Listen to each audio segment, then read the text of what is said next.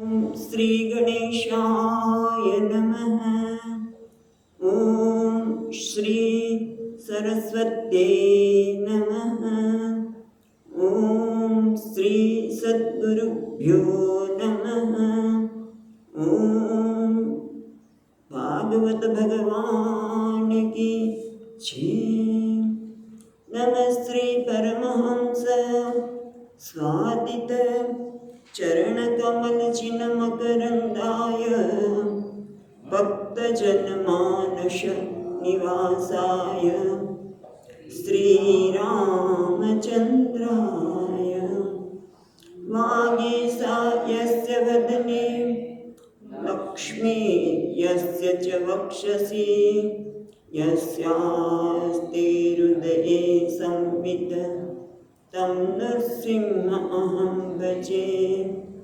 सच्चिदानन्दरूपाय विश्वोत्पत्त्यादिहेतवे तापत्रयविनाशाय श्रीकृष्णाय वयं नमः। नारायणं नमस्कृत्यं नरं चैव नरोत्तमं देवीं सरस्वतीं व्यासं ततो जयमुदीरयेत्। श्रीकृष्णाय वासुदेवाय हरये परमात्मने प्रणतक्लेशनाशाय गोविन्दाय नमो नमः। यं प्रवचन्तमनुपेत्य अपेतकृत्यं वैपायनो विहरकातर आजुहाव। पुत्रेति तन्मयतया तरवोऽभिनेन्दुः तं सर्वभूतहृदयं मुनिमानतोऽस्मि। जन्माद्यस्य यतोऽन्वयादितरतः चार्थेष्वभिघ्नस्वराट् तेने ब्रह्महृदाय आदिकवये मुह्यन्ति यः सूरयः। तेजो वारिमृदां यथा विनिमयो यत्र दृशो मृषा धाम्ना स्वेन सदा निरस्तकुहकं सत्यं परं धीमहि। नमो भगवते तुभ्यं वासुदेवाय धीमहि प्रद्युम्नाय निरुद्धाय नमः संकर्षणाय च। ॐ नमो भगवते वासुदेवाय।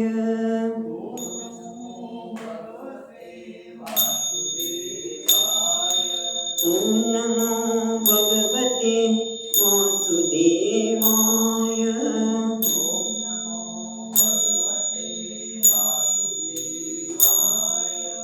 वासुदेवाय हरि वासुदेवाय देवाय हरि वासुदेवाय वासुदेवाय हरि वासुदेवाय देवाय हरि वासुदेवाय। ॐ नमो भगवते वासुदेवाय। ॐ भगवते देवाय। ॐ नमो भगवते वासुदेवाय। ॐ भगवते वासुदेवाय। वराह नारायण रवि वासुदेवाय। वराह नारायण वासुदेवाय।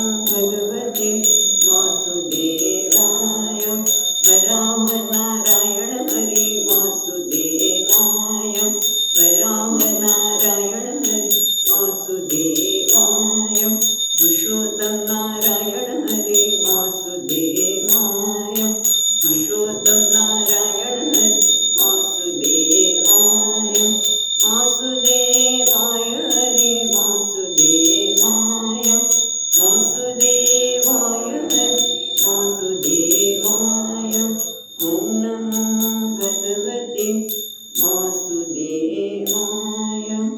ઓમ નમો ભગવતે વાસુદેવાય.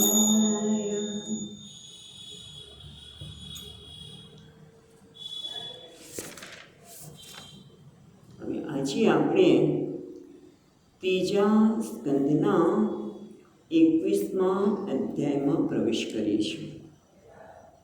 અધ્યાયમાં આપણે જોયું પ્રમાણે 56 શ્લોક છે. તપ અને ઉપાસનાથી પ્રસન્ન થયેલા ભગવાન વિષ્ણુ દ્વારા મનુની પુત્રી દેવહૂતિ સાથે કદર્મ ઋષિના વિવાહની રચના આ અધ્યાયમાં કહેવામાં આવી છે. તો આપણે પહેલા શ્લોકથી શરૂ કરીએ. વિદુરજીના પ્રશ્નથી થાય છે અધ્યાયનો પ્રારંભ. વિદુર ઉવાચ સ્વયંભુવસ્ય ચ મનોર્વંશ પરમ સત્તમ કથ્યતાં ભગવન યત્ર મૈથુને નેદિર પ્રજા. વિદુરજી કહેવા લાગ્યા, બીજી રીતમાં છે કથ્યતાં ભગવન, એટલે ભગવાન છે સંબોધન છે, એટલે હે ભગવાન કથ્યતામ અને કહું છું સ્વયંભુવસ્ય ચ મનોર્વંશ એટલે ચ એટલે અપી વળી, ચ છે એટલે વળીના અર્થમાં છે. વળી કારણ વળી કેમ કહે છે? કારણ કે પ્રજાપતિના વંશની તમે વાત કરી, માટે હવે તમે સ્વયંભૂ મનુના વંશજ કેવા છે? પરમ સંમતમ. પરમ સંમતમ એટલે સદ્ભિઃ આહૃતમ, કે સત્પુરુષો છે એના દ્વારા આદર પામેલું છે. સત્પુરુષો એને આદર આપે છે. એવા સ્વયંભૂ મનુ જે અતિ શ્રેષ્ઠ વંશ છે, અથવા તો પરમ સત્તમ એટલે જે અતિ શ્રેષ્ઠ છે. બે અર્થ થાય છે. એક ટીકાકાર કહે છે પરમ સત્તમ એટલે સદ્ભિઃ આહૃત, અને અહીંયા કહે છે પરમ સત્તમ એટલે શ્રેષ્ઠ વંશ. મનુનું જે વંશ છે પરમ શ્રેષ્ઠ છે, એ તમે મને કહો. કથ્યતાં યત્ર મૈથુનેન એધિ પ્રજા. પ્રજા એધિ એટલે વૃદ્ધિ. દાંપત્ય ધર્મથી, મૈથુન એટલે દાંપત્ય ધર્મથી પ્રજાની વૃદ્ધિ થઈ હતી. જેમાં દાંપત્ય ધર્મથી પ્રજાની વૃદ્ધિ થઈ હતી, એ મને તમે મનુના વંશ જે શ્રેષ્ઠ છે એની તમે મને વાત કરો. મનુનો વંશ એટલે કયો વંશ? તો કે છે પ્રિયવ્રતોત્પાદૌ સૂતૌ સ્વયંભુવસ્ય વૈ યથા ધર્મં જુગુપુતુઃ સપ્તદીપવર્તિમહે. મનુના વંશજ એટલે કે છે પ્રિયવ્રત ઉત્તાનપાદ. પાદો છે એનું દ્વિવચન રામ રામો, એટલે પ્રિયવ્રત અને ઉત્તાનપાદ એમના બે મનુના સ્વયંભૂ મનુના બે પુત્ર હતા. યથા ધર્મ જુગુપતુઃ રક્ષતુ, જેમને ધર્મનું રક્ષણ કરતા હતા. પણ કયા ધર્મનું? સપ્ત દીપવતી મહિમ. આ બંને પુત્રો સાત દીપવાળી પૃથ્વીનું તથા ધર્મનું ખ્યાલ આવે છે. સપ્ત દીપ્તવતી મહિમ ધર્મ બંને બીજી વિભક્તિમાં છે. ધર્મમ જુગુપતુઃ, ધર્મ અને પૃથ્વીનું એ રક્ષણ કરતા હતા, તે મને કહો. કહો ક્યાં આવે છે? ચોથા શ્લોકમાં વદ. પણ અહીંયા ચોથા શ્લોકમાં જે વદ કહ્યું છે એ આપણે એમની સાથે જોડી દઈશું, કારણ કે કહો એવું તો નથી. કથ્યતામ આગળ છે પહેલા શ્લોકમાં. આ શ્લોકમાં એવું કશું છે નહીં. વદ એ કથ્યતામ, અને આપણે ચોથા શ્લોક સાથે એમાં વદ શબ્દ છે એને બીજા શ્લોકમાં જોડીશું. એ તમે મનુના વંશજ બે પુત્રો પ્રિયવતન ઉત્તાનપાદ, જે ધર્મ અને સપ્ત દીપ વસુંધરા પૃથ્વીનું રક્ષણ કરતા હતા. તસ્ય વૈ દુહિતા બ્રહ્મન દેવહૂતિતિ વિશ્રુતા પત્ની પ્રજાપ્યતે રુક્તા કદર્મસ્ય તયા નઘ. બે સંબોધન કરે છે અહીંયા, હે બ્રહ્મન અને પછી ત્વયા અનઘ. અનઘ એટલે નિષ્પાપ. અર્જુન માટે ઘણી વખત આ શબ્દ વાપરવામાં આવ્યો છે, અનઘ. એટલે હે નિષ્પાપ બ્રહ્મન, તસ્ય વૈ, તસ્ય એટલે તેને મનોહો, તસ્ય મનોહો વૈ દુહિતા દેવહૂતિ ઇતિ વિશ્રુતાઃ. એવું સાંભળ્યું છે કે મનુની એક પુત્રી જેનું નામ હતું દેવહૂતિ. દેવહૂતિ એટલે શું થાય? હે તસ્ય વૈ દુહિતા બ્રહ્મન દેવહૂતિ ઇતિ વિશ્રુતા. અમે સાંભળ્યું છે કે મનુની પુત્રી દેવહૂતિ હતી. દેવહૂતિ કોને કહેવાય? તો એના માટે સુબુદ્ધિમાં કહેવામાં આવે છે દેવાના હૂતિઃ યસ્યા ઇતિ સર્વદેવમય, સર્વદેવ અધિષ્ઠાતા વા. એટલે દેવોને જેનું નિમંત્રણ છે. આથી સર્વદેવમય અથવા તો સર્વદેવો જેનામાં વાસ કરે છે એનું નામ છે દેવહૂતિ, અથવા તો સંતૃપ્તિ માટે કરવામાં આવેલું દેવોનું નિયંત્રણ છે. અને દેવોનું નિયંત્રણ કેમ કહ્યું? તો કે સંતૃપ્તિ માટે અહીંયા દેવોનું નિયંત્રણ કહે છે. ટૂંકમાં દેવહૂતિ એ મનુના પુત્રી હતા. પણ કોના પત્ની પ્રજાપતે ઉક્તા કદર્મસ્ય ત્વયા અનઘ. તમારા વડે કહેવામાં આવ્યું છે શું કે કદર્મ પ્રજાપતિના એ પત્ની કયા છે, અને આપે તેમને કદર્મ પ્રજાપતિના પત્ની કયા છે.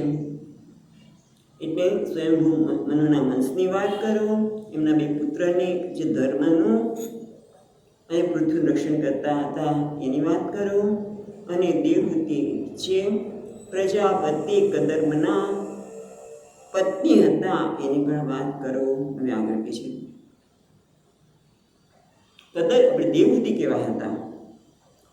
તસ્યાં સર્વૈ મહાયોગી યુક્તાયાં યોગલક્ષણૈઃ સસર્જ કતિધા વીર્યં તન્મે શુશ્રુવે વદ. તસ્યામ એટલે દેવહૂતિ, કારણ કે દેવહૂતિની વાત કરી છે એટલે આજે સર્વનામ છે એ દેવહૂતિ માટે આવશે. તસ્યામ સવૈ મહાયોગી, તે એટલે કદર્મ જે મહાયોગી હતા. એટલું જ નહીં, મહાયોગી તો હતા પણ તસ્યામ યુક્તાયામ છે. તસ્યામ યુક્તાયામ યોગ લક્ષણૈઃ એ દેવહૂતિ સાથે જશે, દેવહૂતિજી સાથે જશે. એટલે કે છે તે મહાન યોગી કદર્મ ઋષિએ યોગ લક્ષણૈઃ, યોગ જેના લક્ષણ છે તે કયા લક્ષણ છે યોગના? યમ નિયમ પ્રાણાયામ પ્રત્યાહાર, બરોબર ને? ધારણા ધ્યાન અને સમાધિ. યોગ લક્ષણ એટલે યમ નિયમ આસન પ્રાણાયામ પ્રત્યાહાર ધારણા અને ધ્યાન અને સમાધિ જે યોગના લક્ષણ છે એવા, યોગના લક્ષણથી યુક્ત છે એવા દેવહૂતિ. અને મહાન કદર્મ યોગી એવા મહાન યોગી એવા કદર્મ ઋષિએ સસર્જ કતિધા વીર્યમ તન્મે શુશ્રુવે વદ. એમણે કેટલા સંતાન ઉત્પન્ન કર્યા તે સાંભળવાની મારી ઈચ્છા છે. તેમણે કેટલા સંતાન ઉત્પન્ન કર્યા? સસર્જ ઉત્પન્ન કરવા, કતિધા કતિ બે પ્રકારે વીર્યનું સંતાન થશે. વીર્ય એટલે સંતાન. તેમણે કેટલા સંતાનોને ઉત્પન્ન કર્યા એ તમે મને કહો. 5મા શ્લોકમાં આગળ કહે છે રુચિર્યો ભગવાન બ્રહ્મન દક્ષો વા બ્રહ્મણસુતઃ યથા સસર્જ ભૂતાનિ લબ્ધા ભાર્યાં ચ માનવીમ. માનવીમ એટલે મનુના પુત્રો, એટલે બધા મનુષ્ય. આપણે બધા મનુના પુત્રો છીએ. એટલે માનવીમ સ્વયંભૂ મનુ મહારાજની કન્યા. માનવીમ એટલે સ્વયંભૂ મનુ મહારાજની કન્યા કોણ છે? કોણ છે અને કોની પત્ની છે બધું અહીંયા બતાવે છે. રુચિ રુચિ પેલી લીટીમાં જો રુચિ યહ ભગવાન બ્રહ્મન, હે બ્રહ્મન, બરાબર, હે બ્રહ્મન, બ્રહ્મણ સુતઃ, બ્રહ્માજીના પુત્ર. ભગવાન છે કોની સાથે જાય છે? રુચિ, પ્રજાપતિ જે રુચિ છે, ઋષિ છે. ભગવાન રુચિ યહ, એની પણ વાત લાંબી છે પણ અત્યારે આપણે નહીં કહીએ, આવશે આપણે જોઈશું. તો કહે છે હે બ્રહ્મણ સુતઃ, બ્રહ્માજીના પુત્ર ભગવાન રુચિ, તથા બીજું કોણ છે? દક્ષ છે ને, ભગવાન દક્ષ, પછી બ્રહ્મન દક્ષ પ્રજાપતિ, એ માનવીમ એટલે મનુની પુત્રી કોણ છે? આહુતિ અને પ્રસૂતિ. પ્રસૂતિ કોના પત્ની હતા? દક્ષ પ્રજાપતિના. અને એમને ત્યાં જમાં એ જન્મ લીધો. દક્ષ પ્રજાપતિને ત્યાં પ્રસૂતિના મુખે માં ભગવતીએ જન્મ લીધો. એને સતી નામ આપ્યું ત્યારે. એટલે પ્રજાપતિ અને ઋષિ. તો પ્રજાપતિ એ માનવી અને મનુના પુત્રી જે આહુતિ અને પ્રસૂતિ, એ શું કહે છે? યથા સહજ ભૂતાની લબ્ધ્વા ભાર્યામ ચ માનવી. બીજી લીટીમાં કહે છે લબ્ધા ભાર્યામ ચ માનવી, મનુની પુત્રીને પત્ની તરીકે પ્રાપ્ત કરીને યયા સહજ ભૂતાની, એમણે કેવી રીતે પ્રાણીઓની ઉત્પત્તિ કરી એ પણ મને તમે કહો. હવે આગળ છે એટલે આટલા પ્રશ્નો વિદુરજીએ પૂછ્યા. શું પૂછ્યા? કે આપણે મનુના બે પુત્રો ઉત્તાનપાદ અને પ્રિયવ્રત અને એમની પુત્રી દેવહૂતિ, જેમણે કદર મનુષ્ય સાથે લગ્ન થયા હતા, અને એમનાથી કેટલા પુત્રો થયા? અને બ્રહ્માજીના બે પુત્ર રુચિ નામના ઋષિએ દક્ષ પ્રજાપતિ, જેમને મનુની બે પુત્રીને આહુતિ અને પ્રસૂતિ આપવામાં આવ્યા હતા, એમનાથી કેટલા પુત્ર થયા? કેવી રીતે એમણે પ્રજાનું સર્જન કર્યું એ પૂછ્યા. પછી આ પ્રશ્ન પણ પૂછીએ છીએ વિદુરજી. કોને પૂછે છે? મૈત્રેય મુનિને. એ મૈત્રેય મુનિ જવાબ આપે છે 6થા શ્લોકમાં. મૈત્રેય ઉવાચ પ્રજા સૃજેતિ ભગવાન કદર્મો બ્રહ્મણોદિતઃ સરસ્વત્યાં તપસ્તેપે સહસ્રાણામ સમાદૃશઃ. મૈત્રેય મુનિ કહે છે પ્રજા સૃજ ઇતિ ભગવાન કદર્મઃ બ્રહ્મણા ઉદિતમ. ઉદિતમને કહેવામાં આવ્યું, બ્રહ્માજી દ્વારા કહેવામાં આવ્યું. કદર્મ મુનિને, કદર્મને કહ્યું કે ભગવાન કદર્મને કહેવામાં આવ્યું કે પ્રજાનું સર્જન કરો. કોણે કહ્યું? બ્રહ્માજી. પણ ત્યારે ખરેખર કદર્મ ઋષિ લગ્ન નથી કર્યા. હજી એમણે લગ્ન નહોતા કર્યા, એટલે અવિવાહિત હતા. અને એમણે જ્યારે કહ્યું કે તમે પ્રજાનું સર્જન કરો. હવે જ્યારે પિતાજીએ કહ્યું બ્રહ્માજીએ કે પ્રજાનું સર્જન કરો, એટલે એનો અર્થ થાય છે કે કોઈ સામાન્ય પ્રજાની ઉત્પત્તિ કરવાની નથી.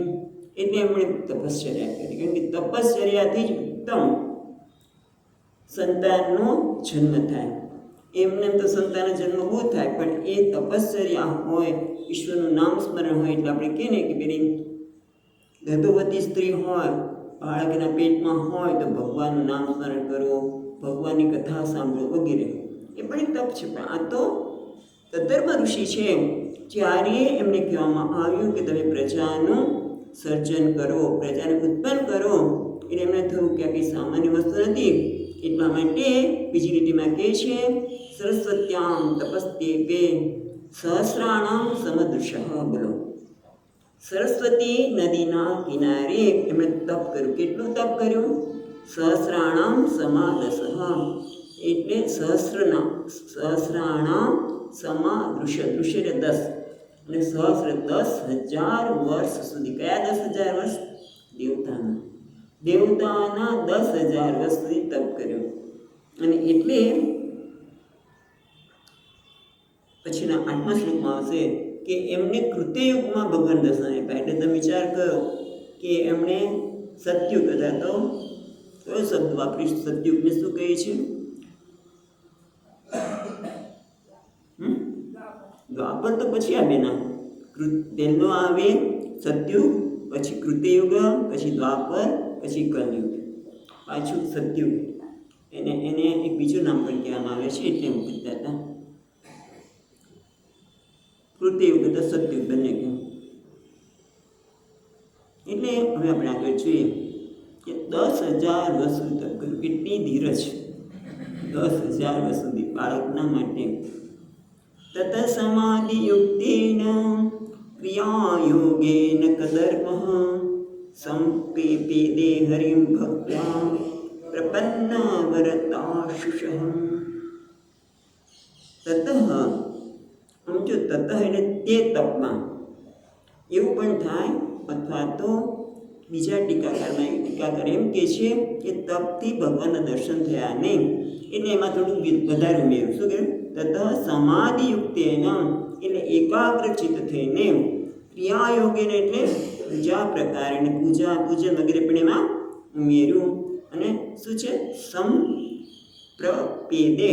સંપ્રપેદે એટલે આરાધના કરી. હવે કદર્મુનિએ તપમાં એકાગ્રચિત્તે પ્રેમપૂર્વક એવું શબ્દ ઉમેરી શકીએ. પૂજન દ્વારા સંપેદે હરિમ ભક્ત્યા ભક્તિપૂર્વક, પ્રેમપૂર્વક પ્રપન્ન વરદા આશુષમ એટલે પ્રપન્ન જે શરણાગત છે ભક્તને, પ્રપન્ન એટલે શરણાગત છે તે ભક્તને, વરદા એટલે વરદાન આપનાર. જે શરણાગત છે એ ભક્તોને વરદાન આપનાર, આશુષ વરપ્રદ આપનાર. જે પ્રપન્ન છે, શરણાગત છે ને વરદાન આપનાર શ્રી હરિની સંપ્રપેદે આરાધના કરી. એ તપમાં આવે એમને એકાગ્રચિત્તને પણ ભેળવું અને પ્રેમપૂર્વક પૂજન કરતાં કરતાં ભગવાન જે ભક્તિપૂર્વક જે શરણાગત છે એને વરદાન આપનાર એવા પરમાત્માની આરાધના શરૂ કરે. હવે 8મા શ્લોકમાં શું કહે છે? આરાધનાના પરિણામે તાવત પ્રસન્નો ભગવાન પુષ્કરાક્ષ કૃત્યે યુગે દર્શયામાસ તમ ક્ષત્તઃ શાબ્દમ બ્રહ્મ દદપપુઃ. તાવત પ્રસન્નો ભગવાન એટલે તે તપસ્યાથી ભગવાન પ્રસન્ન થયા. કોણ ભગવાન? પુષ્કરાક્ષ એને જે કમળનયન ભગવાન એમની તપસ્યાથી પ્રસન્ન થયા. ક્યારે? કૃતયુગે. બોલો, 10,000 વર્ષ એટલે ફરી વાર બીજો કૃતયુગ આવ્યો ત્યારે પ્રસન્ન થયા. અને શું કર્યું? દર્શમાસ તમ ક્ષતમ. ક્ષતમ એટલે વિદુરજી. હે વિદુરજી, આપણે યાદ છે ક્ષત્રુનો અર્થ જોયો તો શું છે? અસિધારા વ્રત. જે જીતેન્દ્રિય છે એને ક્ષત કહ્યું હતું. કઈ વખતે જો યાદ હોય તો દર્શયામાસ તમ ક્ષતમ એ વિદુરજી શાબ્દ બ્રહ્મ દદત બપુઃ. બપુ એટલે શરીર. કયું શરીર બતાવ્યું ભગવાન દર્શનના? તો કે શાબ્દ બ્રહ્મ. શાબ્દ બ્રહ્મ એટલે શબ્દ એક વેદ્યમ યદ બ્રહ્મ તન્મયમ બપુઃ દદત. શબ્દ બ્રહ્મ એટલે શબ્દ એટલે કેવળ શબ્દ એટલે આપણે જે શબ્દ કહે છે ને, પણ વેદ જે શબ્દનું રાશિ છે ને, વેદથી જાણવા યોગ્ય જે બ્રહ્મ છે એવું કયું? તન્મયમ બપુઃ દદતમ પ્રત્યાત્માનમ દર્શયામાસ. પછી બીજી ટીકામાં કહે છે કે કેવળ વેદથી જાણવા યોગ્ય છે તે બ્રહ્મ, તેનું રૂપ કેવું છે? તન્મયમ એટલે સચ્ચિદાનંદમયમ. સચ્ચિદાનંદમય છે. તન્મય એટલે ચિદઘનમ, ચૈતન્ય સ્વરૂપ. માયિક કે ભૌતિક નહીં, પણ જે ચિન્મય વ્યાપુ છે, સચ્ચિદાનંદ રૂપ ધારણ કરનારા પ્રત્યેક આત્માના. પછી મહત્વ શું છે? પ્રત્યેક આત્માને છે પોતાના આત્મા રૂપે એમને દર્શન આપ્યા. એટલે તપસ્યાને અંતે કૃતયુગમાં હે વિદુરજી પ્રસન્ન થયેલા ભગવાન પુષ્કરાક્ષ કમળ ભગવાન શ્રી હરિએ કેવળ વેદથી જાણવા યોગ્ય બ્રહ્મમય સ્વરૂપ ધારણ કરતા કદર્મ મુનિને દર્શન આપ્યા પ્રત્યેક આત્મારૂપે, પોતાના આત્મારૂપે. તારો આત્મા પણ બ્રહ્મ છે. હવે અહીંયા તન્મય માટે આપણે વાત કરીએ કે ચૈતન્ય ઘન, જે માયાયુક્ત ભૌતિક સ્વરૂપ નથી, માયાથી જોડાયેલું ભૌતિક સ્વરૂપ નથી, એના દર્શન થયા. અને પછી ભગવાનનું માયિક રૂપ પણ બતાવશે. પણ અહીંયા બીજા ટીકાકાર કે છે શાબ્દમ એટલે શું? તો કે પંચ ઉપનિષદ માત્ર વેદ્યમ, જે 5 ઉપનિષદથી જ જાણવા યોગ્ય છે, એને શાબ્દ કે છે. એક શાબ્દનો કયું? સચ્ચિદાનંદ રૂપ. તો બીજી ટીકાકાર કહે છે કે ના, શાબ્દનો અર્થ આવું પણ થાય કે જે 5 ઉપનિષદ વડે જાણવા યોગ્ય છે. કયું?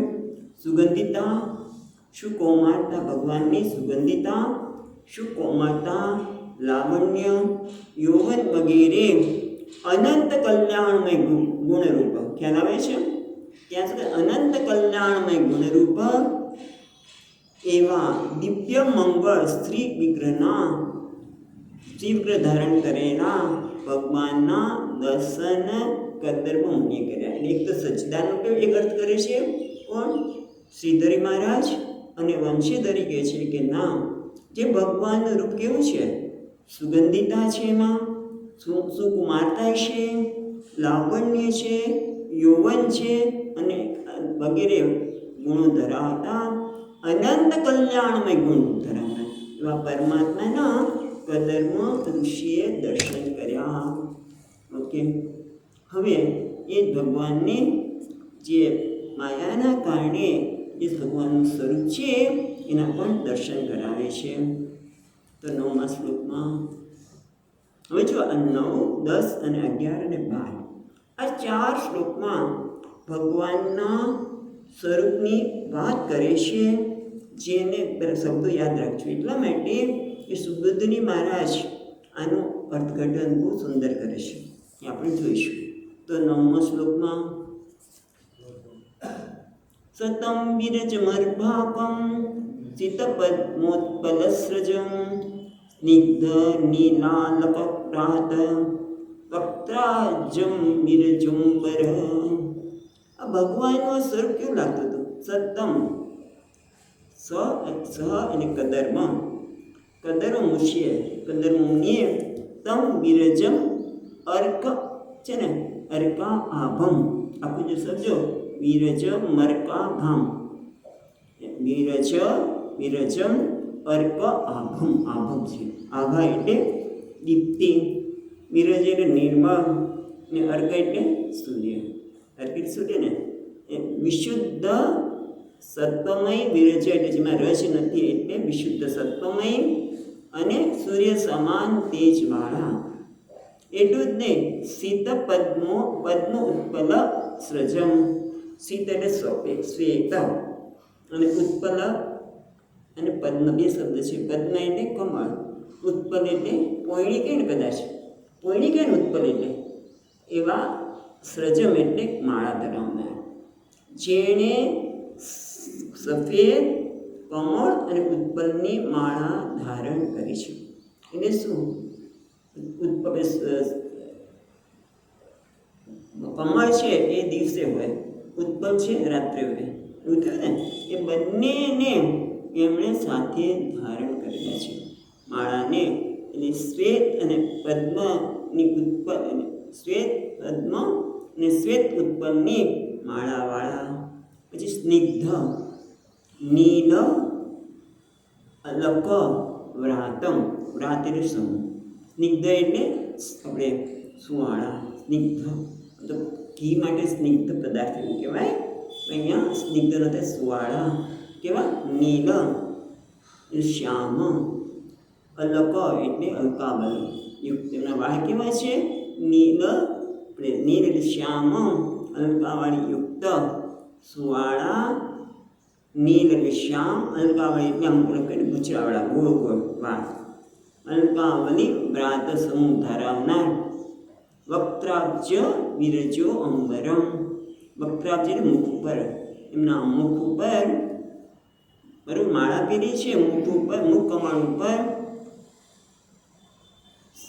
અલકાવલીથી યુક્ત વાળ છે, અને વિરજ અંબરા, વિરજ એટલે જેમાં રજ નથી, એટલે અહીંયા વિરજનો અર્થ રજ નહીં નહીં, સત્વમની આગળ જો વિરજનો અર્થ આપણે નિર્મળ સત્વ કર્યો, પણ આ વિરજ એટલે શ્વેત, સફેદ કમળ, સફેદ અંબર એટલે વસ્ત્રો ધારણ કરેલા છે.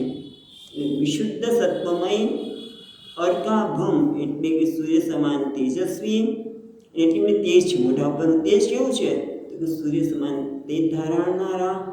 શીત પદ્મ ઉત્પલ અસ્રજમ, અસ્રજમ સ્રજમ એટલે માળા, જેમણે શ્વેત કમળની અને શ્વેત ઉત્પલની માળા ધારણ કરી છે. વક્ત્રાબ્જ, અબ્જ એટલે આપણે કમળ, એટલે મુખ કમળ, વક્તા એટલે મુખ કમળ, જે સુવાળા શ્યામ અલકામાંથી શોભી રહ્યા છે, અને સાથે સાથે શ્વેત વસ્ત્રને ધારણ કર્યા છે. એટલે આગળ કહે છે કિરીટિનમ કુંડલીનમ શંખચક્ર ગદાધરમ શ્વેતોત્પલ ક્રીડનં મનસ્પર્શાસ્મિતોક્ષણમ. એટલે પછી કહે છે કિરીટી, કિરીટી કોને કહેતા હતા ખબર છે? ગીતામાં કિરીટી કોને કહે છે? અર્જુનને. અહીંયા કિરીટી નમ એટલે મુગુટ, અને કુંડલી નમ એટલે કુંડળવાળા, જેણે મુગટ ધારણ કરેલું છે, કાનમાં કુંડળવાળા છે. શંખ ચક્ર ગદા ધરમ, જેમણે હાથમાં શંખ ચક્ર અને ગદાને ધારણ કરે છે. કેટલા હતા? 3 નહીં 4 હતા ને, ચતુર્મુખ ભગવાનને વર્ણન કરી રહ્યા છે. એટલે અહીંયા કીધું શંખ ચક્ર અને ગદા, તો એક હાથ બાકી રહ્યો. એમાં શું છે? બીજી રીતમાં કહે છે શ્વેત ઉત્પલ ક્રીડનકમ, અને ક્રીડા માટે એમણે હાથમાં, બીજા હાથમાં કમળ ધારણ કર્યું છે. કેવું કમળ છે? શ્વેત. અને ક્રીડક એટલે કીડા કરતા, જાતમાં ગોળ ફેરવતા હશે, ક્રીડા કરતા હશે, એટલા માટે કહે છે ક્રીડા માટે સફેદ વસ્ત્રને ધારણ, સફેદ પદ્મને ધારણ કર્યું છે. એટલું જ નહીં, મનસ્પર્શ સ્મિતે ક્ષણમ, સ્મિત પેલા મનસ્પર્શ પછી લઈએ સ્મિત ઈક્ષણમ, ઈક્ષણમ એટલે જોવું, સ્મિત એટલે હાસ્ય, પણ એ કેવું ભગવાનનું હાસ્ય છે. મનસ્પર્શ સ્મિત ઈક્ષણમ, ભગવાનના મુખ પર જે હાસ્ય છે એ મનમાં આનંદ અપનાવ્યો છે. એટલે મનમાં આનંદ ઉત્પન્ન કરનારું ભગવાનનું સ્મિતયુક્ત દ્રષ્ટિવાળા, ઈક્ષણમ એટલે દ્રષ્ટિ, ભગવાનનો આનંદ આપનાર એવા સ્મિતયુક્ત દ્રષ્ટિવાળા ભગવાનના દર્શન થયા. બધું ભગવાનના દર્શનની વાત થાય છે. હવે આગળ કહે છે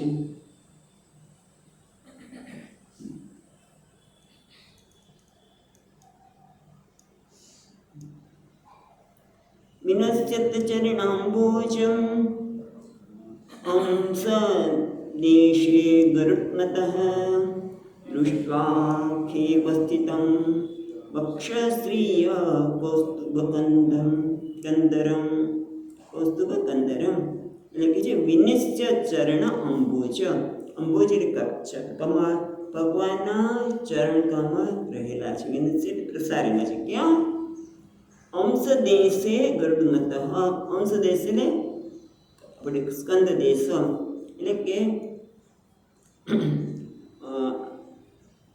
વક્ષસ્થળ નહીં, ખભા ઉપર, ગરુડજીના ખભા ઉપર પોતાના, ગરુડમતઃ એટલે ગરુડજીના ખભા ઉપર પોતાના પગને પ્રસારેલા છે, ચરણ કમળને પ્રસારેલા છે. અને દૃષ્ટા ખે અવસ્થા, અને ભગવાન અત્યારે દેખાય છે ક્યાં? ખે એટલે આકાશમાં એમણે જોયા. અને સાથે સાથે વક્ષશ્રિયમ એટલે વક્ષસ્થળમાં લક્ષ્મીજી વિરાજમાન છે. અને બીજું શું છે? કૌસ્તુભ કંદરમ, અને કંઠમાં કૌસ્તુભ મણીને ધારણ કરેલા. એટલે ગરુડજીના ખભા ઉપર પગ પ્રસારે ચરણ કમળ રાખેલા છે, આકાશમાં રહેલા, અને વક્ષસ્થળમાં લક્ષ્મીજીને, અને કંઠમાં કૌસ્તુભ મણીને ધારણ કરેલા ભૂષણવાળા એમને જોયા. હવે આગળ કહે છે આમાં ભગવાનને જોઈને શું થયું? તો કહે છે જાત હર્ષો અપતન્મૂર્તા ક્ષિતૌ લબ્ધ મનોરથ ગીર્ભેસ્તભ્ય કૃતાન પ્રીત્યઃ સ્વભાવાત્મકૃતાંજલિ. જાત હર્ષ, એકદમ ભગવાનના આવા દર્શન, કારણ કે ભગવાનના દર્શનની ઈચ્છા હતી એમને, માટે જાત હર્ષ લબ્ધ મનોરથ, જેના મનોરથ પૂર્ણ થયા છે એવા એના કારણે જાત હર્ષ, જેને આનંદ થયો છે, અને એના કારણે મૂર્ધવ અપતત, એટલે ક્યાં ક્ષિતવ, ક્ષિતવ એટલે પૃથ્વી પર એમનું મસ્તક પડી ગયું, એટલે ટૂંકમાં સાષ્ટાંગ પ્રણામ થઈ ગયા એવું પણ કહે. જેવા ભગવાનના સુંદર સ્વરૂપને દર્શન કર્યા, એનો એવો મનોરથ હતો, એટલા માટે એકદમ એટલે કે ભગવાનના દર્શન કરીને આનંદ વિભોર થઈ ગયેલા એવું કહી શકીએ. કારણ કે પ્રીતિ સ્વભાવાત્મા કૃતાંજલિ, એટલે પ્રીતિ અને પ્રીતિથી, સ્વભાવ એટલે સ્વાભાવિક જેનો ધર્મ છે તેવા, આત્મા એટલે મન, એટલે સ્વાભાવિક રીતે જ જેનો આત્મા કેવો છે, ભગવાનને જોઈને પ્રેમવાળો છે એવા કૃતાંજલિ એટલે બે હાથ જોડી દીધા. અને ગી બિહી તમ ગી ભેતુ અભ્ય ગૃણાત, એટલે એમની સ્તુતિ કરવા લાગ્યા. એમને જોઈને એમની સ્તુતિ કરવા લાગ્યા. એટલે શું થયું? શ્વેત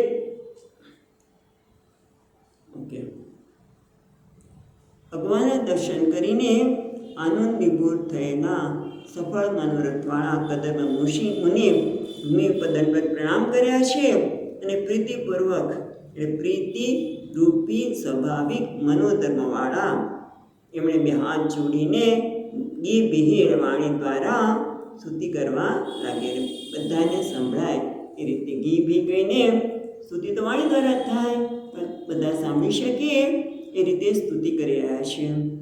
હવે સ્તુતિ જોઈ એ પહેલાં અહીંયા સુબોધિની મહારાજ આજે 9, 10 અને 11 શ્લોકોમાં જે ભગવાનનું વર્ણન કર્યું છે એને કે છે 10 પ્રકારની સૃષ્ટિ અને 4 પ્રકારના પુરુષાર્થ, આમાં 14 પ્રકારના વિશેષણો ભગવાન માટે વાપરવામાં આવ્યા છે. તો પેલું જો 9મા શ્લોકમાં ક્યાં છે પેલું વિશેષણ? વિરજમ, એટલે રજો ગુણ રાગ કાલુષ્ય નાસ્તિત્યર્થ, એટલે ભગવાનના સ્વરૂપમાં રજો ગુણ એટલે આસક્તિ અને મલિનતા નથી. કાલુષ્ય એટલે મલિનતા. વિરજ એટલે શું? ભગવાનનું સ્વરૂપની વાત કરે છે. અને સૃષ્ટિની તો ભગવાન કેવા છે? તો કે જેનામાં આસક્તિ કે કાલુષ્ય એટલે કાળાશ પણ નથી. આસક્તિ અને મલિનતા, કાળાશ એટલે મલિનતા નથી. પછી શું શબ્દ છે? અર્ભક છે ને, અર્ભકાભમ. પેલી લીટીમાં જો બધા જોતા જાઓ 9મા શ્લોકમાં વિરજમ, પછી અર્ભકાભમ. અર્ભકાભમ એટલે આપણે અર્ક, અર્ક એટલે સૂર્ય, અને આભમ એટલે એમની આભા, એ સૂર્ય જેવી જે આભા ધરાવે છે તે. એટલે એનો અર્થ એ થયો કે અજ્ઞાનરૂપી અંધકારની જડતા દૂર કરવા માટે સૂર્ય સમાન તેજસ્વી છે. એટલે ભગવાન કેવા છે કે જો ભક્ત એમને શરણે જાય તો અજ્ઞાનરૂપી અંધકાર દૂર કરવાની ક્ષમતા ધરાવે છે, તેજસ્વી છે. અર્ક એટલે આકાશમાં દેખાતો સૂર્ય નહીં. એ ટીકાકાર કહે છે કે અર્ક એટલે તરત સૂર્ય, અને સૂર્ય એટલે આકાશમાં દેખાય છે તે. તો ના, એ કયા છે? આદિભૌતિક સૂર્ય નહીં, પણ દેવતાના સમૂહરૂપ નારાયણ, જેની કાંતિ સૂર્ય જેવી છે તે. એ નારાયણની કાંતિ સૂર્ય જેવી છે, પણ જે દેખાય છે આકાશમાં તે નહીં. હવે કયો શબ્દ આવે છે? શીત ઉત્પલ સૃજમ, એટલે કે શ્વેત કમળ અને ઉત્પલની માળા જેમને ધારણ કરી છે તે. એનું શું છે? તો અહોરાત્ર વિકાસ, એ રાત અને દિવસ જે વિકાસ પામનારા છે. રાત્રે અને દિવસ બંનેમાં વિકાસ પામનારા ગુણોવાળાના સમૂહને ભગવાન કહે છે. ભગવાનમાં કેવા છે? હંમેશા આ બધા ગુણો વિકાસ પામે છે, રાત અને દિવસ જોવા મળે છે તે. પછી શું આવે છે? 9મા શ્લોકની બીજી લીટીમાં સ્નિગ્ધ નીલકવ્રાત, અલગ એટલે આપણે કીધું ને વાળ, આપણે ગુચરાવાળા. સ્નિગ્ધ સુવાળા, આપણે સુવાળા જે વાળ ધરાવે છે, અલગ એટલે. તો એના માટે અહીંયા કહે છે કે આ દ્વારા સૂચવામાં આવ્યું કે ભગવાનનો નીલ કેશ સમૂહ સર્વ સુખ સહિત ભક્તિ દેનાર. ભગવાનના જે વાળ છે એનો અર્થ અહીંયા ટીકાકાર કરે છે કે ભગવાનના આ કેશ કેવા છે? આ કેશનો સમૂહ છે એ ભક્તને સર્વ પ્રકારના સુખને પ્રદાન કરનાર છે. હવે ક્યાં આવ્યા પછી હજી કંઈ બાકી રહી છે? કે 9મા શ્લોકમાં શબ્દ તો કે હા, વિરજો અંબર, એટલે જેમણે શ્વેત વસ્ત્ર ધારણ કર્યું છે. વિરજ અંબર એટલે શ્વેત કર્યો હતો ને અર્થ, તો એના માટે કહે છે શું છે? વિરજ અંબર એટલે શ્વેત અંબર, શ્વેત વસ્ત્ર જેને ધારણ કર્યું છે. એટલે કે જેમના દ્વારા, સંસ્કૃત નથી વાંચતા, ગુજરાતી જ લઈએ છીએ. શુક્લમ અંબરમ યસ્ય શુદ્ધા એવ વેદ ભાગા તેન ગૃહીતા, એટલે જેમણે વેદના શુદ્ધ વિભાગને ગ્રહણ કરેલો છે માટે એને અંબર સાથે સરખામણી કરેલી. શ્વેત અંબરથી જ્ઞાન શક્તિનું ભગવાનનું વર્ણન. ભગવાન કહેવાય છે જ્ઞાન શક્તિ ધરાવનાર. એટલું જ નહીં, કિરીટીનું, કિરીટ એટલે મુગટ. ભગવાન મુગટ દાન કર્યું છે. એટલે શું? વેદાંતમાં વર્ણવેદું પ્રમેય બળરૂપ શ્રેષ્ઠ જ્ઞાન એટલે મુકુટ. મુકુટ એ શ્રેષ્ઠ વસ્તુ, બરાબર. અને શ્રેષ્ઠ કઈ વસ્તુ છે? તો વેદાંતમાં જે જ્ઞાન છે. વેદાંતનું જ્ઞાન શું છે? વેદાંતનું તાત્પર્ય કેમાં છે? વારંવાર તત્વમસી, તું બ્રહ્મ છે, તે તું છે. આ શ્રેષ્ઠ જ્ઞાન છે. આનાથી કોઈ બીજું કોઈ જ્ઞાન શ્રેષ્ઠ નથી. તું પૂર્ણ છે, તું બ્રહ્મ છે. વિચાર કરો, બસ એટલું સાંભળો, બીજું પછી કંઈ જોઈએ જ નહીં આપણને. એટલે કિરીટિનમ એટલે વેદાંતમાં વર્ણવેલું પ્રમેય બળરૂપ શ્રેષ્ઠ જ્ઞાન એનું મુગુટ છે. મુગુટનો અર્થ આવો કર્યો, શ્રેષ્ઠ જ્ઞાન વેદાંતમાં વર્ણવેલું છે તે. હવે કુંડલ, કુંડલ કેટલા હોય? 2, બરાબર ને? તો 2 કયા? તો કે છે 2 કુંડળ એટલે સાંખ્ય યોગ પ્રમાણમ ચ તત્વાનામ કાર્યતો બદમ. એટલે 2 કુંડળ એટલે સાંખ્ય અને યોગ, સાંખ્ય અને યોગ તત્વના પ્રમાણના બળનું સૂચન કરે છે. કુંડળ શું સૂચન કરે છે? તો કે સાંખ્ય અને યોગ તત્વના પ્રમાણ બળનું સૂચન કરે છે. હવે કઈ શબ્દ આવે છે? 10મા શ્લોકમાં જો કયો શબ્દ આવે છે? શંખ ચક્ર ગદાધરમ, એટલે જેમણે શંખ ચક્ર અને ગદા ધારણ કર્યું છે. એનો શંખ એટલે શંખ એટલે શું? શબ્દ, શબ્દથી જળ તત્વ, ચક્રથી તેજ તત્વ અને ગદાથી ભૂમિ તત્વ, એમ ત્રણેય તત્વનું નિર્ણય થાય છે. એટલે કે જેમના જળ તત્વ, તેજ તત્વ અને ભૂમિ તત્વ, એમ ત્રણેય તત્વનો આમાં શંખ ચક્ર ગદા ધર્મ. પણ હજી એક શબ્દ રહી ગયો છે. કયો? શ્વેત ઉત્પલ ક્રીડનમ, જેમણે શ્વેત ઉત્પલ ભગવાનનું રમકડું છે. ક્રીડનમ એટલે રમકડું છે. એટલે શું? તો અહીંયા ટીકાકાર કહે છે ભગવાનના શ્રીહસ્તમાં રમકડું ભમી રહ્યું છે એમ જણાય છે. કમળની સાથે ક્રીડા કરે છે. એટલે શું? ક્રીડા એટલે બ્રહ્માંડ, ક્રીડા ભાંડ એટલે બ્રહ્માંડ જ પોતાના હાથમાં ભમતું રાખે. બ્રહ્માંડને ક્રીડનમ એટલે શ્વેત કમળ એટલે પોતાના હાથમાં કમળને ફેરી રહ્યા છે, ક્રીડા કરી રહ્યા છે. એટલે કે પૂરા બ્રહ્માંડને પોતાના હાથમાં ભ્રમણ કરે છે. એટલે કે ઉત્પન્ન એટલે શબ્દથી અજ્ઞાન સૂચિત થાય છે. આથી નીલા પણ અજ્ઞાનનો નાશ કરશે. આમ જોવા છીએ વાંચેલી ટીકાનો અર્થ પણ શું કહે છે? 2 અર્થ કર્યા એમણે કે જેના હાથમાં શ્વેત કમળ ફરી રહ્યું છે, કે ભગવાન બ્રહ્માંડને ભમાવી રહ્યા છે. અને ઉત્પન્ન અર્થ કહે છે આપણે કમળ કર્યું એટલે શબ્દ, એટલે શબ્દ દ્વારા અને ભગવાનની લીલા એવી છે બધાના અજ્ઞાનને દૂર કરે છે. લીલા પણ ભગવાનના આપણી બધાના અજ્ઞાનને દૂર કરે છે. પછી આગળ જુઓ કયો શબ્દ આવે છે હવે? હા, બરાબર. મનસ્પર્શ સ્મિતિક્ષણમ. Very good. મનસ્પર્શ સ્મિતિક્ષણમ એટલે મનને હરી લેનારું સ્મિત છે, બરાબર. મનને હરી લેનાર એમનું સ્મિત છે. એટલે તે સહિતની દ્રષ્ટિ છે.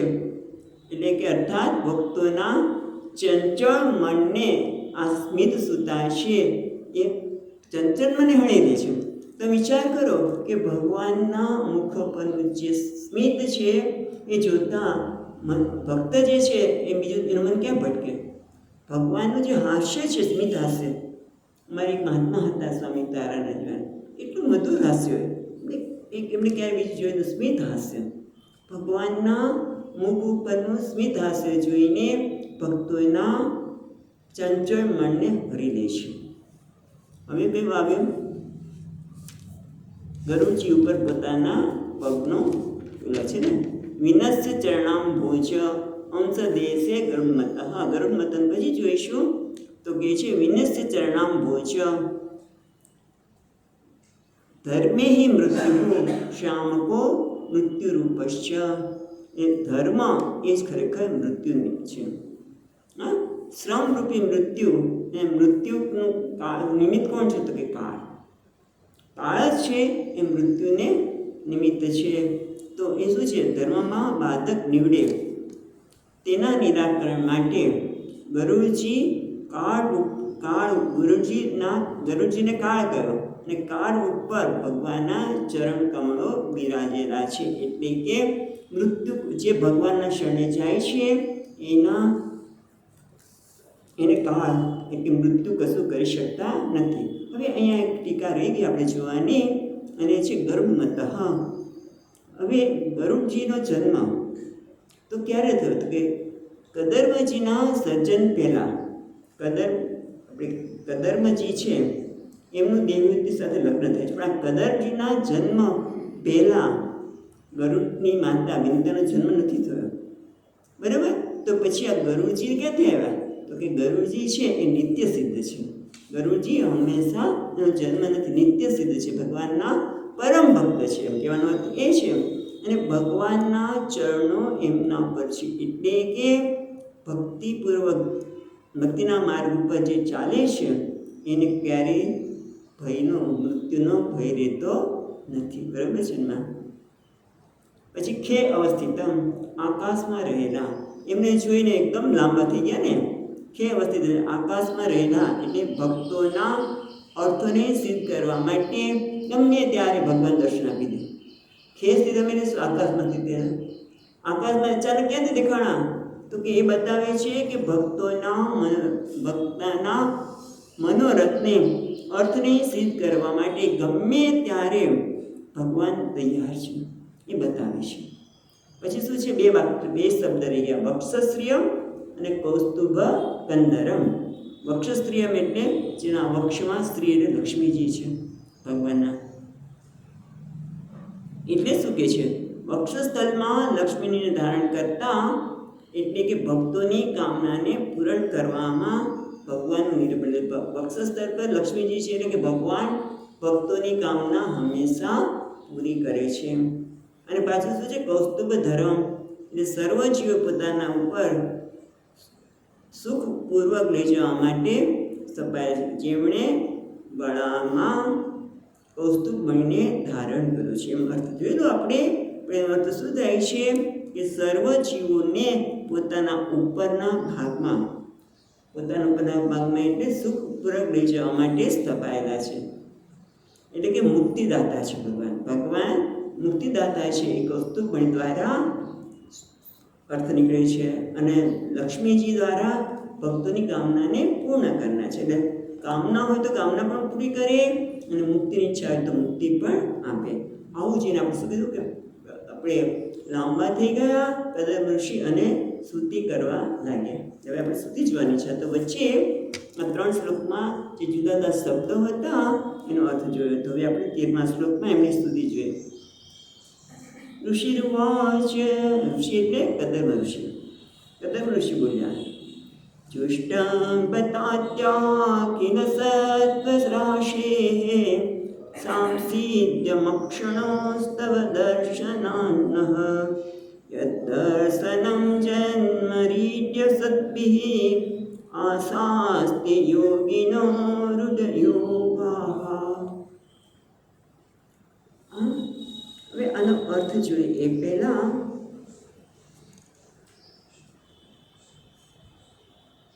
અહીંયા એક ટીકાકાર એવું કહે છે, તવ અમૃતે પરમાનંદ દિક અન્યવર કામુકઃ અથાપિ કૃપણઃ માનું ગૃહનાથ વરદાનતઃ. એટલે આમ તો અહીંયા એવું કે છે પરમાનંદ પરમાત્માને સિવાય બીજું કોઈ વરદાન એનું દર્શન સિવાય બીજું કામનાની ઈચ્છા કરવી ભગવાન પાસે તો ખરેખર ધિક્કાર છે.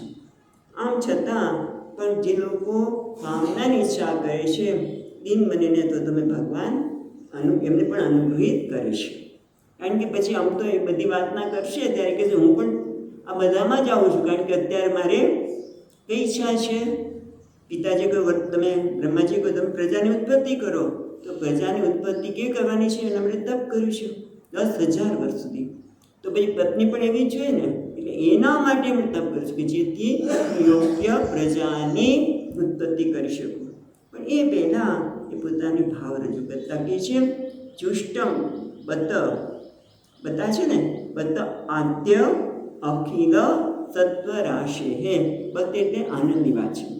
આનંદ માટે આ બત શબ્દ વાપરે છે. કોણ કહે છે? ભગવાન કહે છે એ સ્તુતિ કરવા. એ આ પહેલાં આપણે શબ્દ જોઈએ તો ત્રીજી લીટીમાં યદ દર્શનમ જન્મભિ ઇડ્ય સદ્ભિ. બરાબર, સદ્ભિમાં પણ સદ્ભિ છે, પછી રમાંથી એક વિસર્ગ લઈ અને આશાસ્તે યોગીનો દૃઢ યોગા. હા, પણ ઇડ્ય એટલે સ્તુતિ કરવા યોગ્ય. હે સ્તુતિ કરવા યોગ્ય એવા ભગવાન. બતેલ આનંદની વાત છે કે જુષ્ટમ અખિલ સત્વ અંશે. એટલે જુષ્ટમ એ પ્રાપ્ત થઈ છે. પ્રાપ્ત થઈ છે. શું પ્રાપ્ત થઈ છે? અખિલ સત્વ રાશિ હે. એટલે સમગ્ર પ્રાણીના નિવાસરૂપ આપના આજે દર્શન થવાથી સાંસિદ્ય અક્ષણો તવ દર્શનાત નહ એટલે અસ્માકમ અમને શું છે? સાંસિદ્ય એટલે સફળતા. શેને? અક્ષણો તવ દર્શનાત નહ એટલે અમને તમારા દર્શન થવાથી આંખને સફળતા મળે. ખરે અમારી આંખ છે આપણા દર્શન કરવાથી સફળ થઈ ગઈ. બધા કહે છે કે આંખ શેના માટે આપી છે? તો કે ભગવાનના દર્શન કરવા માટે. જે ભગવાનના દર્શન નથી કરતી એની આંખને કોઈ સાથે સરખાવે છે? મનના પીછા સાથે. એમ એટલે અહીંયા કહે છે કે હે સ્તુતિ કરવા યોગ્ય ભગવાન. બધા આનંદની વાત એ છે કે અખિલ સત્વ રાસે હે. અખિલ સત્વ રાસે સમગ્ર પ્રાણીના નિવાસસ્થાનરૂપ આપના દર્શન કરીને અમારી આંખ અત્યારે સફળ થઈ છે. અને એ દર્શન માટે શું છે? તો કે યદ દર્શનમ જન્મ સદ્ભિ આશાસ્તે યોગીનો રૂઢ યોગા. હા, એ સદ્ભિ એટલે યોગી પણ શું કહેવાય છે? આપના દર્શનથી અમારી આંખો સફળ થઈ. પણ યદ દર્શન જેના દર્શન માટે જન્મભિ અનેક જન્મ સુધી ઉત્તરોત્તર અનેક જન્મ સુધી એ લોકો આરાધના કરે છે. એક જન્મમાં તમે દેખાતા નથી, દર્શન કરતા, તેમના પોતાના અનુભવની વાત છે. કેટલા જન્મ નથી ગયા એમના તો સમય ગયો છે.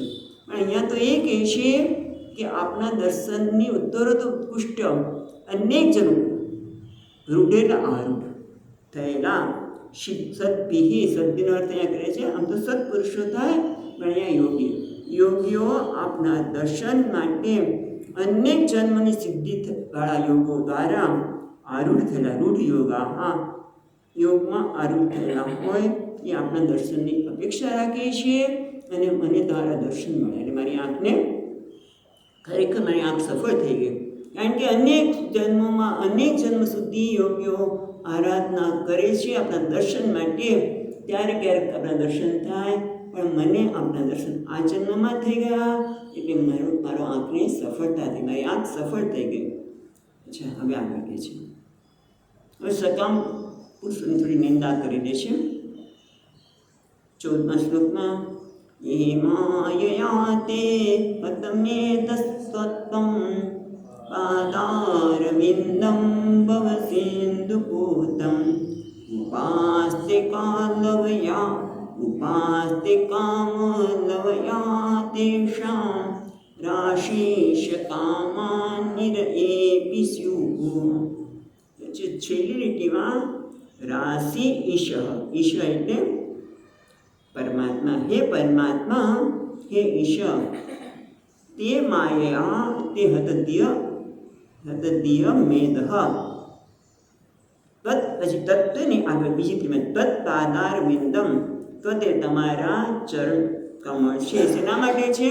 બહુ સિંધુ પોતમ, તમારા ચરણ કમળ તો ભવસાગર રૂપી સમુદ્રને તરફ પોતમની નૌકા છે. એ નૌકા સમાન છે, નાવ સમાન છે આપણા ચરણો, કે જેના ગ્રહણ કરવાથી ભવસાગરને પાર કરી શકાય.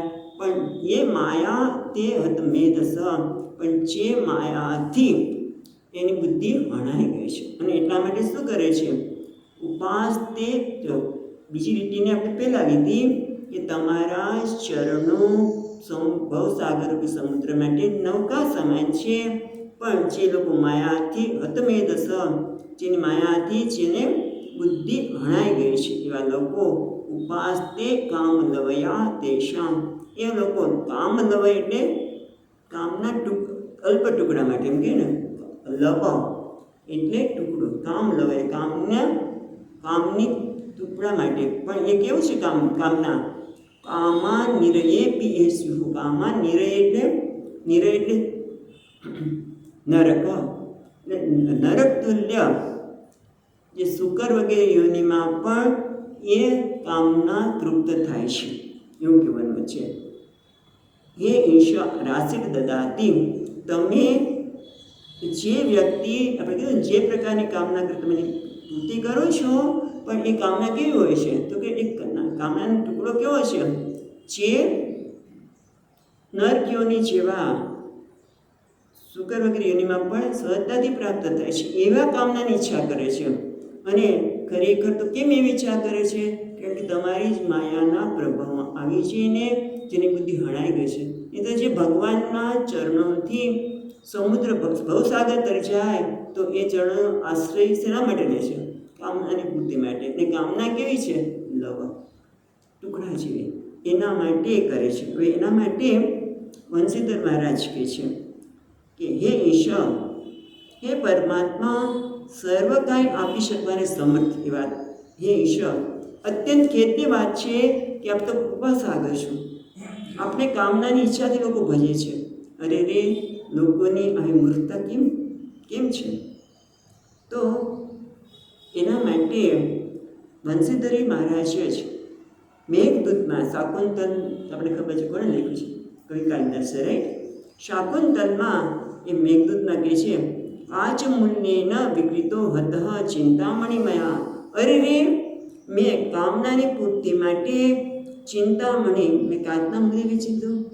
આ શરીર ચિંતામણી જેવું છે, એને મેં કાચના મૂલ્યે વેચી દીધું. શેના માટે? કામનાની પૂર્તિ માટે.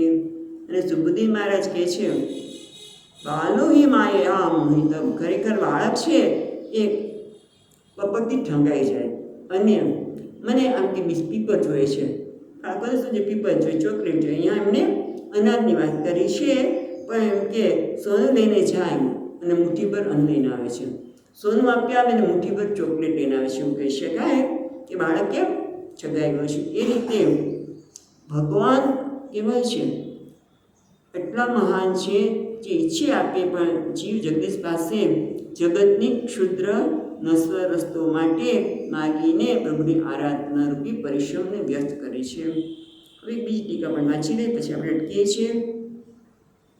આપની ચરણ સંસ્કૃત નથી વાંચતા, આપની ચરણ સેવા સકામ ભક્તો માટે પણ નિષ્ફળ જતી નથી. આ બધા કહેવાની પાછળ એક જ ભાવ છે કે આપની ચરણ સેવા સકામ ભક્તો માટે પણ નિષ્ફળ જતી નથી. તેમને પણ તમે ઈચ્છિત ભોગનું દાન કરો છો. પરમેશ્વરની આરાધના ક્યારે નિષ્ફળ જાય ખરી કે ન થાય? બસ આ કહેવાનો ભાવ છે. કાલ પછી આગળની સ્તુતિ જોઈશું. પટ્ટી આપણે અહીંયા